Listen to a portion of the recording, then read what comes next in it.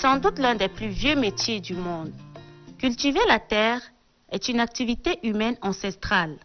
L'agriculture moderne offre un modèle de développement autonome et rentable grâce à une utilisation intelligente des ressources. Dans la province de l'Enedi-Est, une ferme agricole est en train d'être implantée au bord du barrage de Kariari. C'est une œuvre de l'opérateur économique Aboud Hachim Bouder. Après avoir fait ses preuves dans les BTP, il veut révolutionner le secteur de l'agriculture dans sa province aride en appliquant les méthodes modernes et de la nouvelle génération.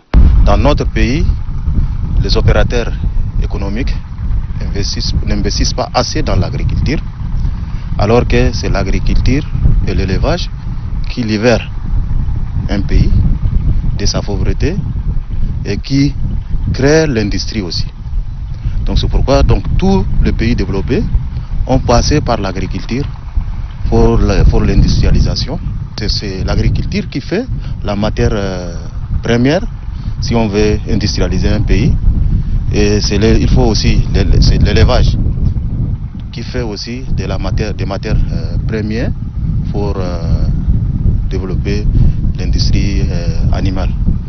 Bien sûr, j'ai investi dans le but commercial tous ces projets, mais aussi pour donner un exemple à mes frères et opérateurs économiques d'investir et les attirer à investir dans l'agriculture et l'élevage pour l'autosuffisance alimentaire et pour aussi l'alimentation de nos foyers. Les deux secteurs dont je viens de souligner qui sont les piliers et qui sont les plus importants pour un pays dont je viens de parler sont délaissés aujourd'hui au Tchad. Donc l'agriculture est délaissée aux paysans, l'élevage est délaissé aux paysans, mais on fréquente les pays développés. L'agriculture, ça n'appartient pas aux pauvres ni aux paysans. Il y a des paysans qui font l'agriculture, mais l'agriculture sous forme d'industrie, c'est fait par des opérateurs économiques. L'agriculture moderne est devenue son obsession. Le président directeur général du HBC est prêt à travailler potentiellement tous les jours de l'année, matin, midi et soir, qu'il vente ou qu'il pleuve, afin de mettre en valeur le barrage de Kariari. Ce barrage qui a été fait par son Excellence Monsieur le Président de la République, ça fait déjà presque 20 ans, qui est presque un lac. Quand vous le voyez, c'est un lac à perte de vie. Donc d'après les estimations, ça fait presque 200 millions de mètres cubes d'eau qui est réservé et qui passe chaque année de manière inexploitée depuis presque 20 ans. Notre zone ici, c'est une zone où les gens ne sont pas beaucoup plus agriculteurs, ils sont beaucoup plus éleveurs. Et maintenant, je pense que ce n'est jamais trop tard, que je viens de comprendre. Donc je vais faire ma part. Et j'appelle aussi mes frères tchadiens, plus particulièrement ceux qui ont des moyens. Il faut qu'ils fassent un tout petit peu chez nous. Avec une idée simple, importer des techniques qui s'appliquent par des agriculteurs en Europe, en Amérique et dans certains pays africains comme l'Égypte et le Soudan. Aujourd'hui, pour bâtir un Tchad fort, prospère et solidaire, l'opérateur économique n'a pas peur d'investir sur des grandes surfaces. On a 600 hectares et c'est des espaces qu'on avait, l'entreprise a acheté de manière morcelée par d'autres occupants. Et pour le moment, on a déjà 600 hectares qui sont subdivisés à faire plusieurs variétés de cultures, et plus particulièrement de la lizère, pour alimenter les animaux. Comme on a une forte concentration des animaux dans la zone. C'est un grand projet, il faut du paquet. Comme vous voyez, c'est un ouvrage agricole moderne. Les machines, les matériels que vous voyez sur place, ce sont de nouvelles générations. Par exemple, les pivots électriques automatisés, les équipements et les installations, tout ça, ça coûte cher. En plus de ça, il y a la main-d'œuvre extérieure pour les études et les recherches, les études de sol, tout ça, ça coûte cher aussi. Et il faut aussi des aires de conservation. Après l'exploitation, il faut des entrepôts, des grands entrepôts, leur construction vont aussi coûter très cher aussi. Par rapport à tout ça, les études sont déjà faites, donc c'est pas une estimation, mais d'après les études, jusqu'à la fin de ce projet, il faut plus de 4 milliards de nos francs.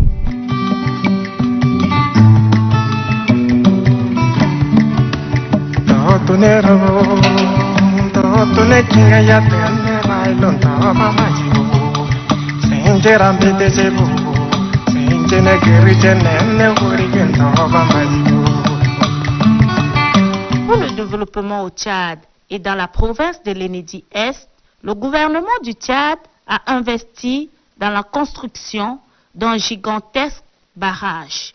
Cette grande réalisation vise à aider à l'irrigation de la zone pour l'agriculture et pallier aux besoins en eau des réfugiés logés dans la localité.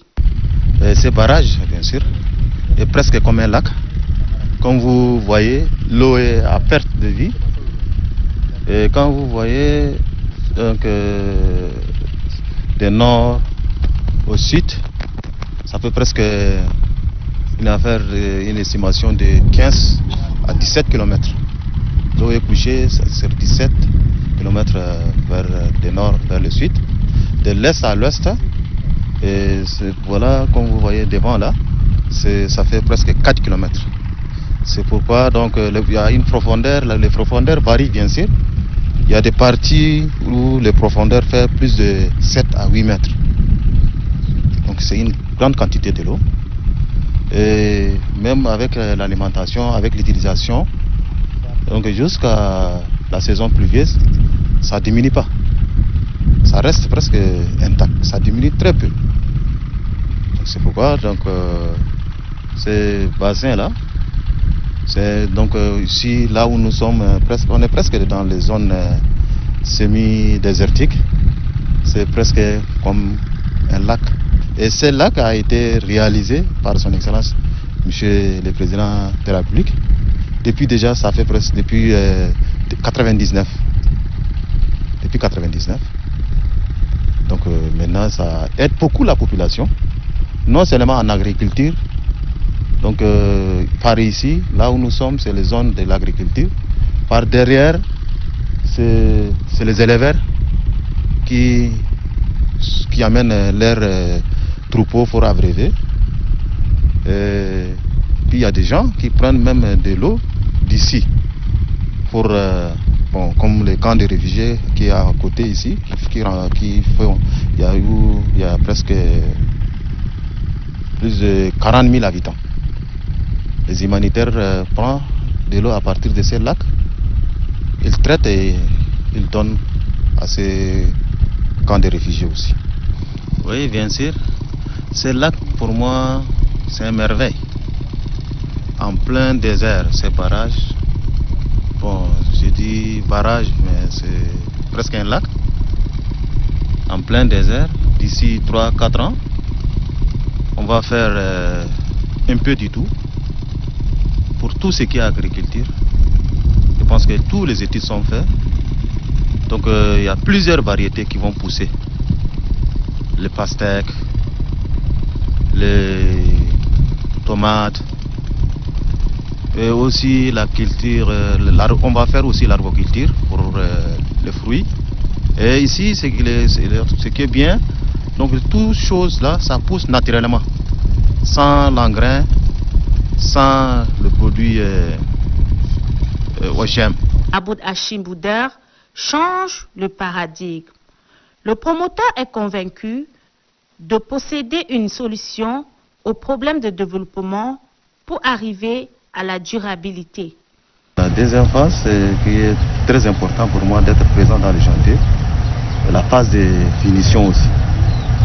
Pour ces deux temps-là, deux moments-là, je suis presque tout le temps au chantier. Ma présence dans le chantier avec les pratiques que j'ai faites, bon, je ne peux pas dire que je conduis très bien les machines, mais je sais comment utiliser certaines machines. Pour lui, agrobusiness est le métier d'avenir. Il s'est lancé à 45 km de la ville d'Amdjaras pour faire de l'agriculture moderne. La zone est fertile et plusieurs variétés de cultures peuvent produire. Il est prévu de faire plusieurs variétés de cultures, car d'après les études qui ont été faites, tout fait pousser naturellement ici.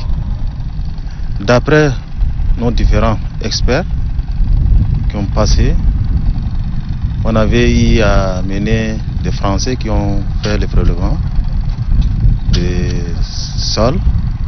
Il y avait des Soudanais, on a amené aussi des Égyptiens. Tous les études ont été positifs.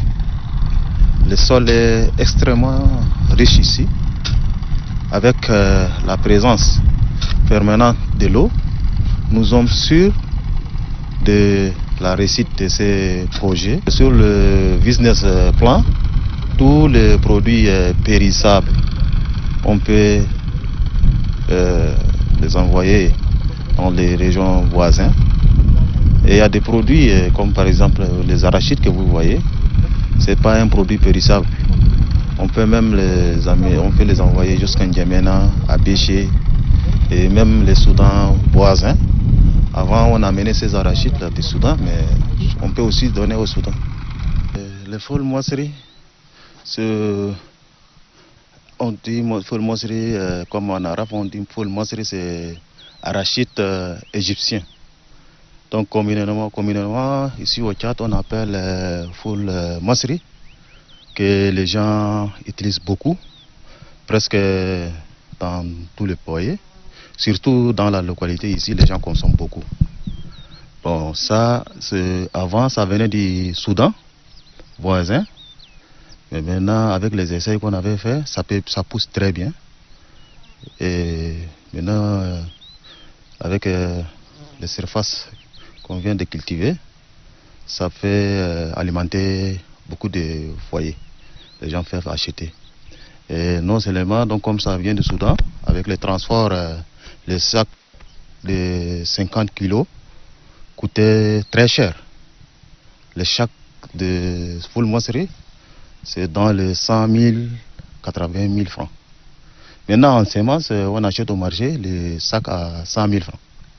Maintenant, comme avant, c'était les coûts de transport, les taxes, qui fait que c'est cher.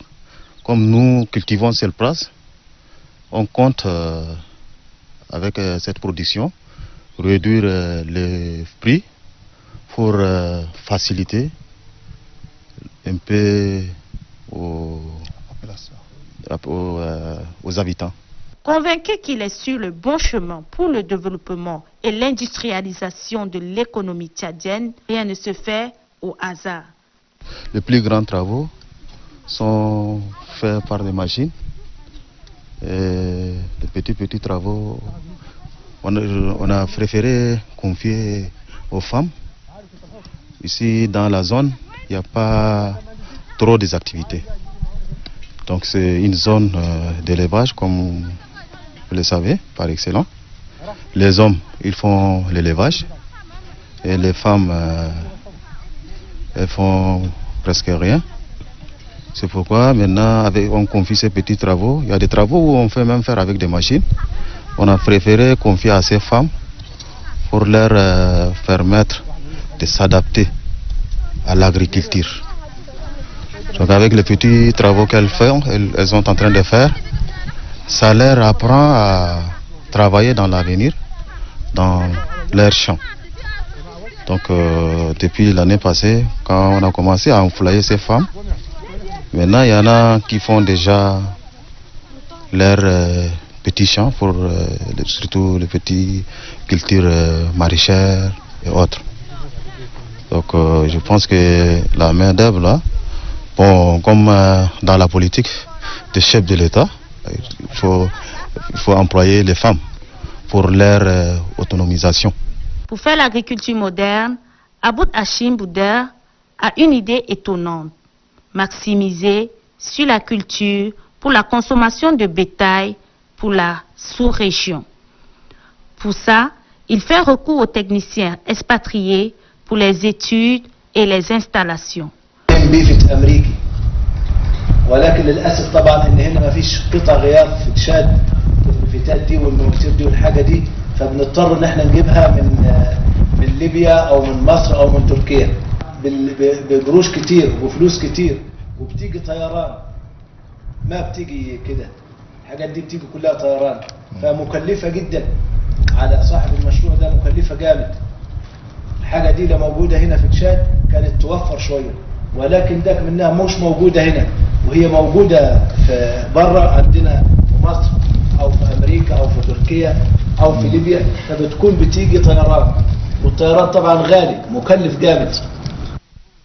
Les installations aussi, on les fait à 100% avec la main d'œuvre extérieure.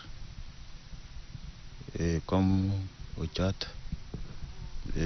non seulement les pièces, on n'a pas encore de techniciens qui sont formés pour ces pivots. C'est pourquoi donc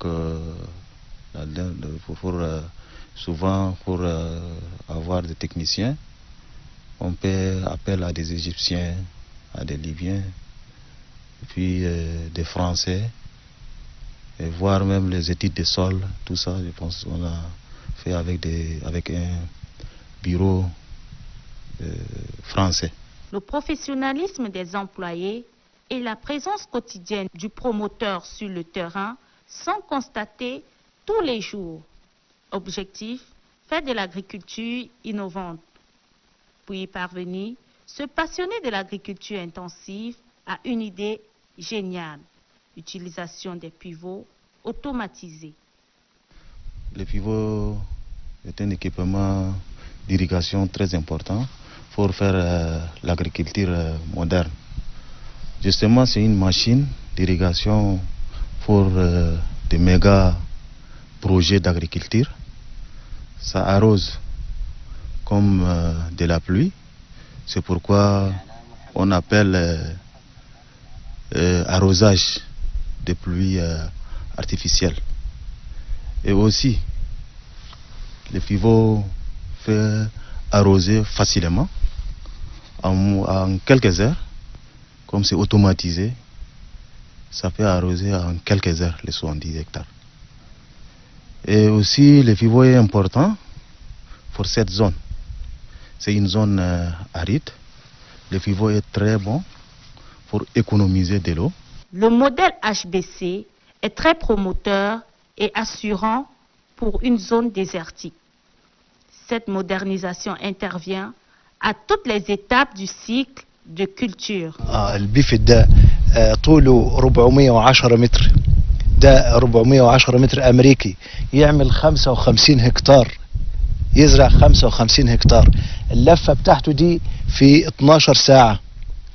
ده البيفت ده طبعا عشان مش متوفر هنا في تشاد، فبنضطر ان احنا بنجيبوه من امريكا او من تركيا او من السعودية. ولكن انا عاوز نقول الناس لازم تفهم ان المشروع ده هو يعني تنمية للثروة الحيوانية وتنمية للثروة الزراعية، يزيد البيفت ده في الرقعة الزراعية هنا في تشاد. La modernisation de l'agriculture s'est faite en grande partie grâce au développement du machinisme agricole de plus en plus connecté et à l'introduction dans les pratiques agricoles de nouveaux outils numériques basés sur la data et des nouvelles technologies. والبيفت ده كله ريموت كنترول وكل الطابلونات كله كهرباء الكتريك كل البيفتات ده او اللي في المخزن ده كله الاثنين في المخزن دول زيماتيك امريكي. Promouvoir son modèle, Abou Hachim Bouder n'hésite pas à ouvrir ses portes au public. Sa ferme reçoit chaque jour des visiteurs.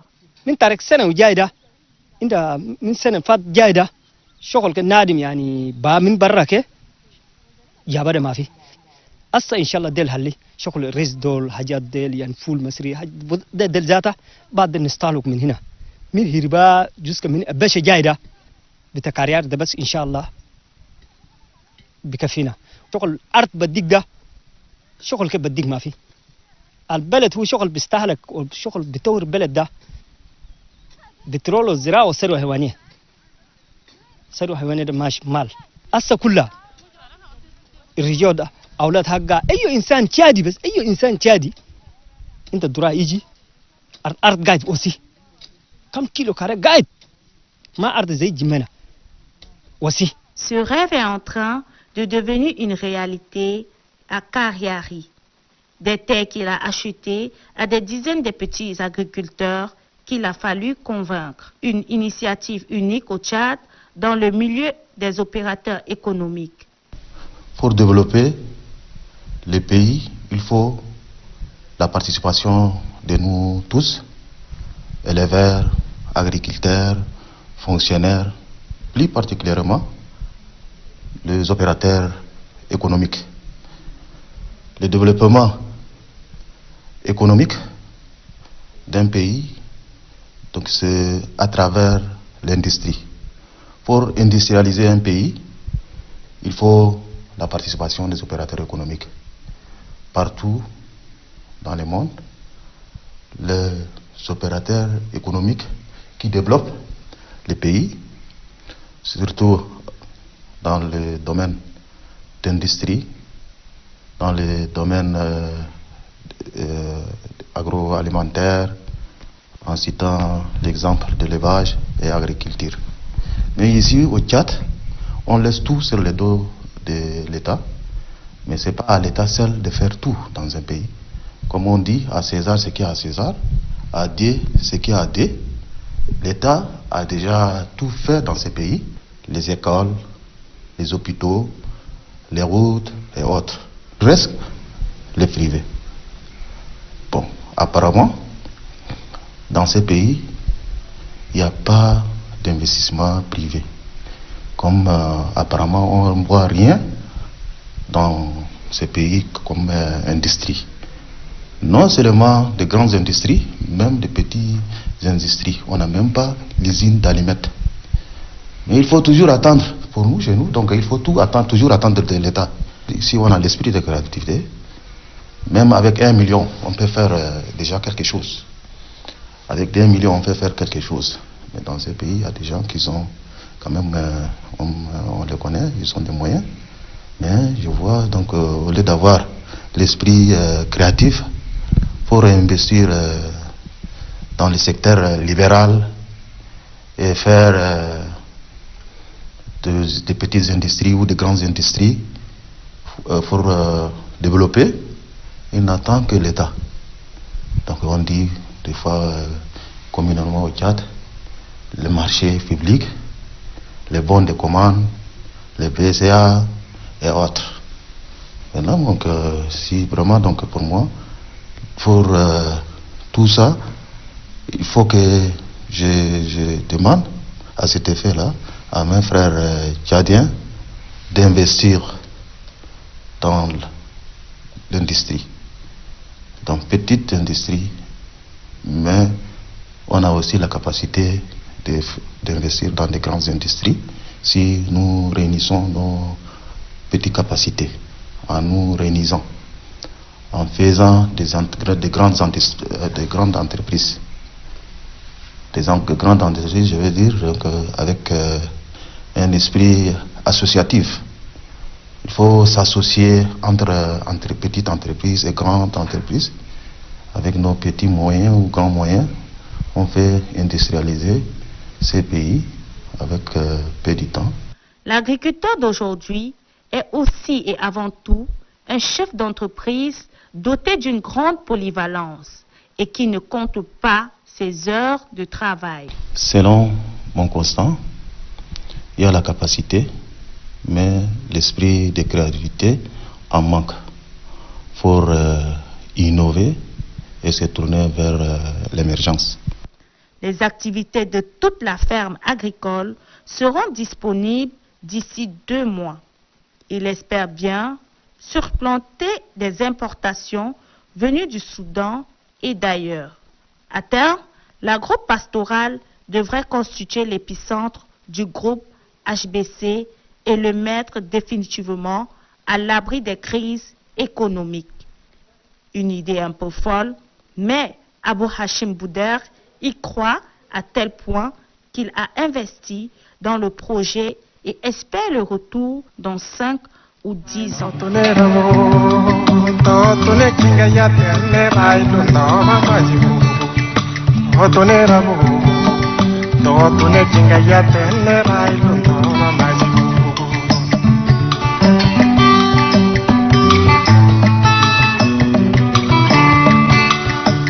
Toleramo